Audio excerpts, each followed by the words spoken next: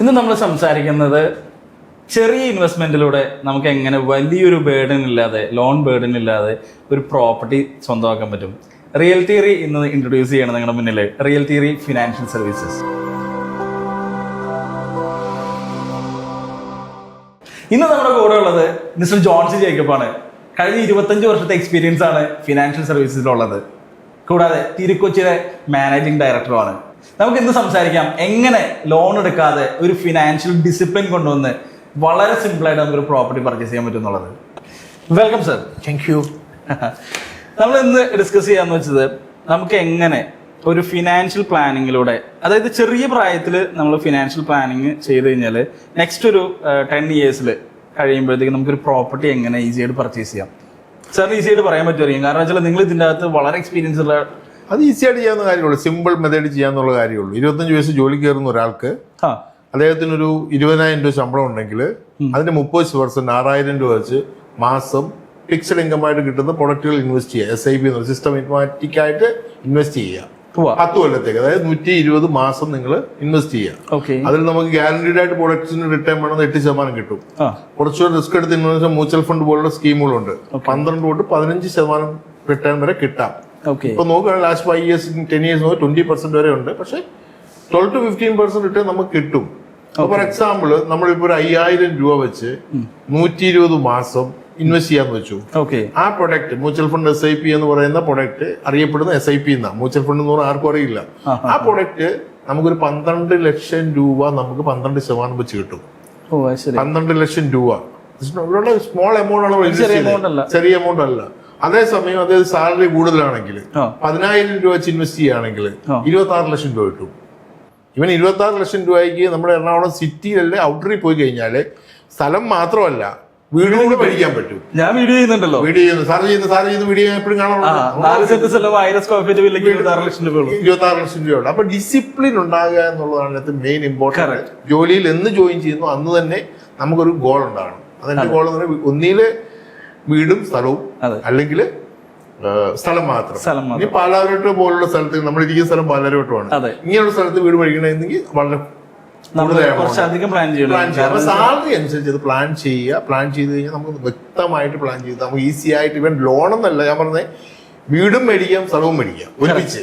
ഈ വീഡിയോ നിങ്ങൾ കാണുന്നുണ്ടെങ്കിൽ ഇത് സേവ് ചെയ്ത് വെച്ചോ. കാരണം വെച്ചാല് ഇതുപോലെ ഫിനാൻഷ്യൽ പ്ലാനിങ് പറഞ്ഞു തരുന്ന ഒരു വീഡിയോ വേറെ ഉണ്ടാവില്ല.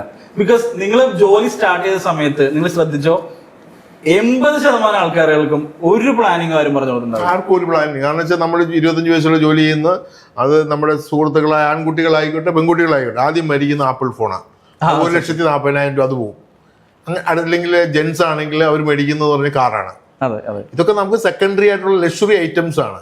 അപ്പൊ നമ്മുടെ ജീവിതത്തിൽ നമുക്ക് എന്താണ് ഇമ്പോർട്ടന്റ് ആയിട്ട് വേണ്ടത്? എല്ലാവരുടെയും മലയാളിയുടെ ഏറ്റവും വലിയ ആഗ്രഹമാണ് സ്വന്തം ഭവനം, അതിൽ കിടന്നുറങ്ങുക.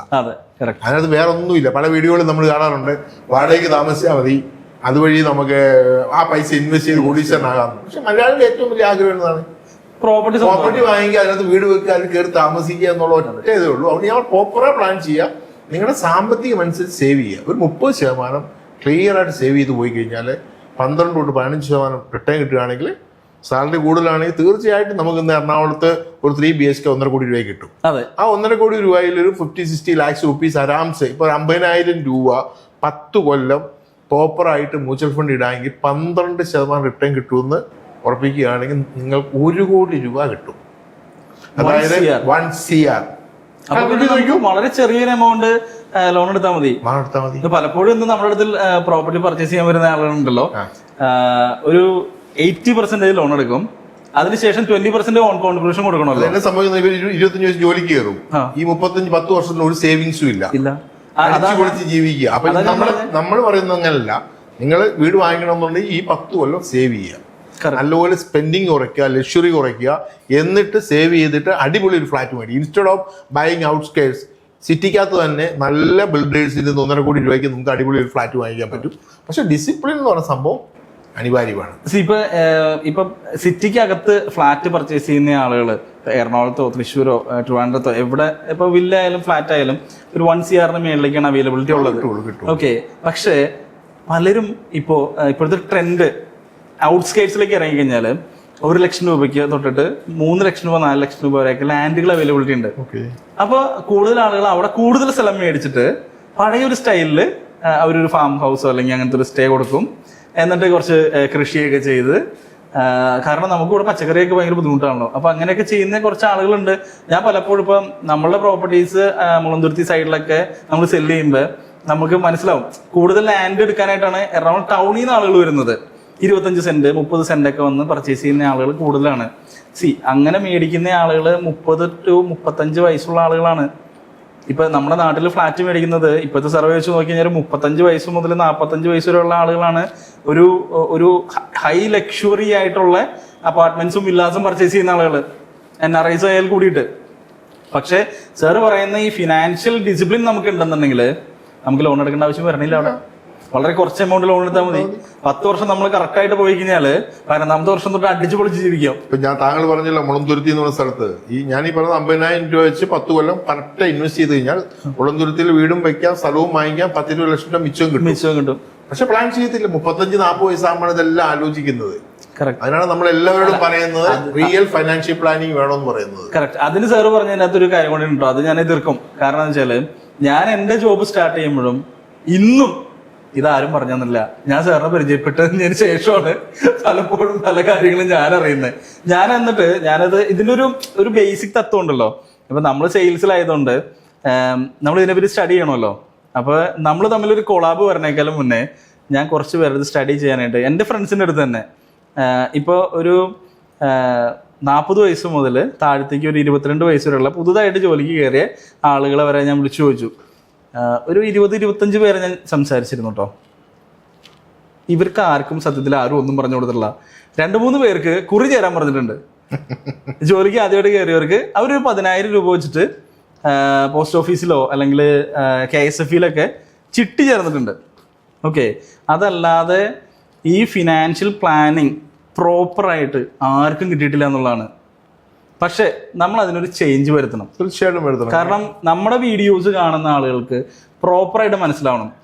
എനിക്ക് ഇത്ര സാലറി ഉള്ളത്, എനിക്ക് ഇത്ര EMI ആണ് പോകുന്നത്, എനിക്ക് ഇത്ര സേവ് ചെയ്യാൻ പറ്റും, എനിക്ക് ഇത്ര നാളുകൊണ്ട് ഇങ്ങനെ കണക്ട് ചെയ്യാൻ പറ്റും. ആ ഒരു കാൽക്കുലേഷൻ നമുക്ക് കൊടുക്കാൻ പറ്റുക, അത് നമുക്ക് 1-to-1 ആയിട്ട് കൊടുക്കാൻ പറ്റും. അതായത് ഒരാൾക്ക് അവരുടെ എക്സ്പെൻസ് പറഞ്ഞ് നമ്മുടെ അടുത്ത് വന്നിരുന്നാല് നമുക്കത് കറക്റ്റ് ആയിട്ട് അവരുടെ ഒരു പ്ലാൻ നമുക്ക് ചെയ്തു കൊടുക്കാൻ പറ്റില്ല. തീർച്ചയായിട്ടും ചെയ്തു കൊടുക്കാൻ പറ്റില്ല. അത് പ്രശ്നം എന്ന് വെച്ചാല് ഇപ്പോഴത്തെ ട്രെൻഡ് എന്ന് പറയുന്നത് ആളുകൾ കൂടുതൽ റിട്ടേൺ വേണം. ആ റിട്ടേൺ ഒന്ന് SIP 20% കൊടുക്കുന്നു, 30%. മനുഷ്യന്റെ ആഗ്രഹങ്ങൾ അങ്ങനെയാണ്. പക്ഷെ ഞാൻ ഇപ്പോഴും പറയുന്നത് SIP എന്ന് പറയുന്ന സാധനം മാത്രമല്ല. ഒരു വ്യക്തി പറയാണ് എനിക്ക് ഇങ്ങനെ റിസ്ക് ഉള്ള പ്രോഡക്റ്റ്, റിസ്ക് എന്ന് പറഞ്ഞാൽ ഒരു ECG ഒരു വേരിയേഷൻ ഉണ്ടാകും ക്യാപിറ്റൽ മാർക്കറ്റിൽ. ഇപ്പൊ നമ്മൾ പറയാണ് SIP-ലിട്, എല്ലാരും പറഞ്ഞ SIP ഇടാൻ, കാരണം അവിടെ കമ്മീഷൻ കിട്ടും. മനസ്സിലായല്ലോ. പക്ഷെ SIP ഇടണ്ട. നമുക്ക് വേണമെങ്കിൽ ഇവിടുത്തെ നാഷണലൈസ് ബാങ്ക് 8-8.5% വരെ RDക്ക് റിട്ടേൺ കൊടുക്കുന്നുണ്ട്. 10 വർഷത്തെ RD അവൈലബിൾ ആണ്. അവിടെ ചേരുക. മനസ്സിലായി. കുറച്ചുകൂടി റിട്ടേൺ വേണം. അതായത് 10 വർഷത്തെ RD 8% ഇട്ട് കഴിഞ്ഞാൽ ഞാൻ ഈ പറഞ്ഞ എമൗണ്ടിനെക്കാട്ടി കുറച്ച് എമൗണ്ടേ കിട്ടുള്ളൂ. കുറച്ചുകൂടി റിസ്ക് എടുത്ത് ഇൻവെസ്റ്റ് ചെയ്യാൻ താല്പര്യം ഉണ്ടെങ്കിൽ മ്യൂച്വൽ ഫണ്ട് പോലുള്ള സ്കീമുകളിൽ ചേരുക. ഞാൻ ഒരിക്കലും ഒരാളോട് പറയുകയില്ല നിങ്ങൾ 12% കിട്ടും, 15% കിട്ടും, മ്യൂച്വൽ ഫണ്ടിൽ ഇൻവെസ്റ്റ് ചെയ്യുന്ന പറയുകയില്ല. ഒരിക്കലും ചിട്ടികളിലൊന്നും ചേർന്ന് 4% കൂടി പഠിച്ച് കിട്ടത്തില്ല. അത് ആദ്യം മനസ്സിലാക്കുക. ചിട്ടി നല്ലതാണ്. നമുക്ക് ലോൺ ഉണ്ടെങ്കിൽ സെറ്റിൽ ചെയ്യാൻ നല്ലതാണ്. ലോണിന് 8%-8% ആണ്. അപ്പൊ ചിട്ടി ഉണ്ടെങ്കിൽ ലോൺ പിടിച്ചിട്ട് ചിട്ടി പിടിച്ചിട്ട് ലോൺ ക്ലോസ് ചെയ്യാം. പക്ഷെ നമ്മുടെ സബ്ജക്ട് അതല്ല. നമ്മുടെ സബ്ജക്ട് എന്ന് പറഞ്ഞാൽ ലോൺ എടുക്കാതെ ഫ്ലാറ്റ് മേടിക്കുക എന്നുള്ളതാണ്. അതിന് നിങ്ങൾ ജോലി കിട്ടുന്ന അന്ന് മുതൽ നമ്മൾ അതിന് വേണ്ടി വർക്ക് ചെയ്യുക. പിന്നെ വേറെ ഐഡിയകളുണ്ട്. ഞാൻ കഴിഞ്ഞ ദിവസം സൊമാറ്റോയിൽ ട്രെയിൻ ചെയ്യാതെ സൊമാറ്റോയുടെ MD കണ്ടു. MD അല്ല, സ്റ്റേറ്റ് കണ്ടു. അദ്ദേഹം പറഞ്ഞ ഒത്തിരി ആൾക്കാർ ഇപ്പം ജോലി കഴിഞ്ഞിട്ട് വീണ്ടും വർക്ക് ചെയ്യുന്നുണ്ട് പൈസയ്ക്ക് വേണ്ടി. ആവറേജ് 20,000-30,000 രൂപ ജോലിയുള്ള നല്ലൊരു പഠിച്ച ആൾക്കാർ ജോലി ചെയ്യുന്നുണ്ടെന്നാണ് അദ്ദേഹം പറഞ്ഞത്. എന്തിന് നമ്മുടെ ഓഫീസിൽ നല്ല സാലറി മേടിക്കുന്ന ആളുകളുടെ അടുത്ത് ഞാൻ ചോദിച്ചു, ഞാൻ ചോദിച്ചു നിങ്ങൾക്ക് എന്തെങ്കിലും പ്ലാനിങ് ആരെങ്കിലും പറഞ്ഞു തന്നിട്ടുണ്ടോ? നിങ്ങളൊരു സെക്കൻഡ് ഇൻകം എന്തെങ്കിലും ജനറേറ്റ് ചെയ്യുന്നുണ്ടോ? ആരും ചെയ്യുന്നില്ല. എല്ലാവരും പറയുന്നുണ്ട് ഞാൻ ട്രേഡിങ് ചെയ്താലോ എന്ന് ആലോചിക്കുന്നുണ്ട്, അല്ലെങ്കിൽ ഞാൻ എന്തെങ്കിലും വേറെന്തെങ്കിലും ചെയ്താലോ എന്ന് ആലോചിക്കുന്നുണ്ട്. പക്ഷെ ആരും ചെയ്യുന്നില്ല എന്നുള്ളതാണ് ഏറ്റവും വലിയൊരു സത്യം. അതിനകത്തൊരു ഐഡിയ ഞാൻ പറഞ്ഞുതരാം. നമുക്കൊരു പനി വന്നു കഴിഞ്ഞാൽ നമുക്കറിയാം ക്രോസിൻ മേടിച്ച് കഴിച്ചാൽ മതി. നല്ലൊരു അസുഖം വന്നു കഴിഞ്ഞാൽ ഗൂഗിളിൽ സെർച്ച് ചെയ്ത് ആരും പോയി മരുന്ന് മേടിക്കാറില്ല. അതുപോലെ തന്നെ ആർക്കും ജോലി കിട്ടിയാൽ അത് 10,000 രൂപയാണെങ്കിലും 15,000 രൂപ 20,000 രൂപയാണെങ്കിലും ഇന്ത്യയിൽ 2.5-3 ലക്ഷം മ്യൂച്വൽ ഫണ്ട് ഏജൻസും പോസ്റ്റ് ഓഫീസ് ആദ്യ ഏജൻസും ഒക്കെ ഉണ്ട്, നോളജുള്ള ആൾക്കാർ. നിങ്ങൾ അവിടെ പോവുക, അവിടെ പോയി ഇരിക്കുക, അവർ പറഞ്ഞു തരും, പ്രോപ്പറായിട്ട് പറഞ്ഞു തരും. ഇഷ്ടംപോലെ ആൾക്കാരുണ്ട്. പിന്നെ കേരളത്തിൽ ഞാനോ നിങ്ങളോ മാത്രമല്ല, ഒത്തിരി പേരുണ്ട്. അവർ നിങ്ങൾ പ്രോപ്പറായിട്ട് പറഞ്ഞു തരും, നിങ്ങൾ എന്തൊക്കെ ചെയ്യണമെന്നുള്ളത് പറഞ്ഞു തരും.